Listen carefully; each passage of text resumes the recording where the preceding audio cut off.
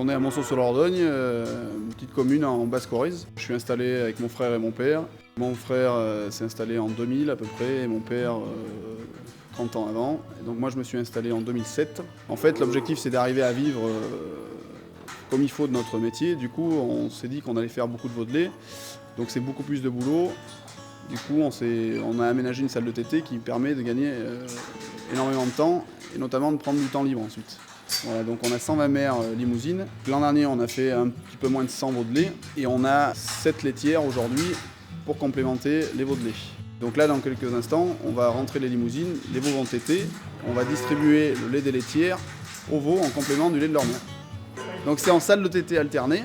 L'idée c'est qu'au lieu de faire téter, comme dans les vieux étables, faire téter 2 veaux à la fois, parce qu'en général les anciens ouvraient 2 veaux, ils les mettent sous les mères et ils les complémentent avec le biberon.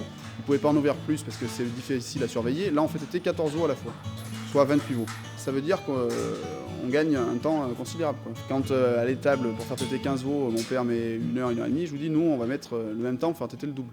C'est évident que si on veut faire du vaudelet demain, ce qui est quand même contraignant en termes de temps de travail, il faut soit s'associer avec un frère, soit avec quelqu'un d'autre, ou alors prendre le service de remplacement. Mais il faut vraiment évoluer dans ce sens-là, parce que sinon on peut pas vivre dans notre société d'aujourd'hui sans prendre de temps libre. Ce système de TT là permet justement d'être remplacé quand on veut. Parce qu'en fait, tous les veaux sont marqués sur des petites ardoises. Les vaches, elles ont l'habitude d'aller à leur place. Quelqu'un tout seul, on lui montre une fois, il est capable de faire téter les veaux. Alors l'investissement pour la salle de TT, ça fait un surplus à peu près de 30 000 €. En sachant qu'on est quand même subventionné, je ne sais pas aujourd'hui, mais à l'époque on était subventionné autour de 50%. Du coup, ça fait un investissement globalement de 15 000 €. Et 15 000 € qu'on va amortir sur 10 ans. Donc ça représente un investissement annuel ridicule.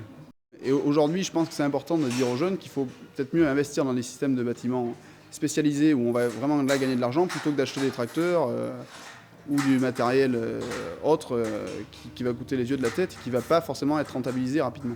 Aujourd'hui, là, moi je suis en année 5 d'installation. On est dans les objectifs qu'on s'était fixés en termes de salaire et de fonctionnement. Nous, aujourd'hui, on a un taux d'endettement sur produit brut inférieur à 10%. Après, de temps en temps, il y a des difficultés, mais enfin, on arrive à se payer régulièrement. On n'attend pas forcément la fin de l'année pour se payer, comme font beaucoup de gens en broutard, parce que c'est délicat d'avoir de la trésorerie. Aujourd'hui, on est à peu près calé, ça se passe bien. Enfin, moi, je suis content de m'être installé, il n'y a pas de souci. L'avenir de l'agriculture, je pense qu'on le voit là depuis un an, la viande est quand même bien repartie, donc je pense qu'il y a vraiment de l'avenir pour nous. Je suis persuadé qu'on peut arriver à avoir des jeunes agriculteurs demain, mais il faut arriver à évoluer avec son temps.